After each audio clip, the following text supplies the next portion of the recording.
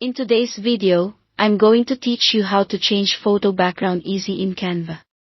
By the end, you'll know exactly how to isolate your subject and place it on a fresh backdrop for a clean, professional look. First, open a design in Canva.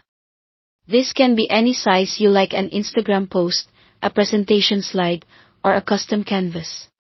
Bring in the photo you want to edit. If it's on your computer, click Uploads, then Upload Files, and select your image. If you prefer to use something from Canva's library, head to Photos and search for the subject you need. Once your photo is on the canvas, click it to make sure it's selected. You'll see editing options appear above the image. Next, remove the old background. Click Edit Photo, then choose BG Remover. This is a Canva Pro feature, and it instantly makes the background transparent while keeping your subject. Give it a moment to process. You'll see the edges refine automatically. For best results, start with a photo where your subject contrasts well with the background.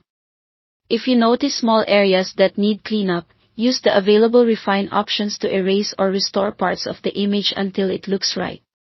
When you're happy, apply the change and return to the canvas with your subject now on a transparent background. Now it's time to add a new background. Go to Elements and use the search bar to explore backgrounds, textures, or specific colors and styles you like, such as marble, gradients, wood, or abstract patterns. Drag your chosen background onto the canvas. If it covers your subject, right-click the new background, go to Layer, and select Send Backward. Repeat sending backward if needed until the background sits behind your subject. You can also choose Send to Back if you want it all the way behind every element. Adjust and polish the layout.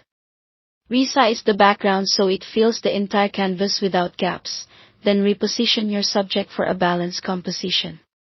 You can use Canva's alignment guides to center your subject or place it off-center for a more dynamic look. Make subtle scale changes so the subject doesn't look too cramped or too small, and nudge elements with your arrow keys for precise placement.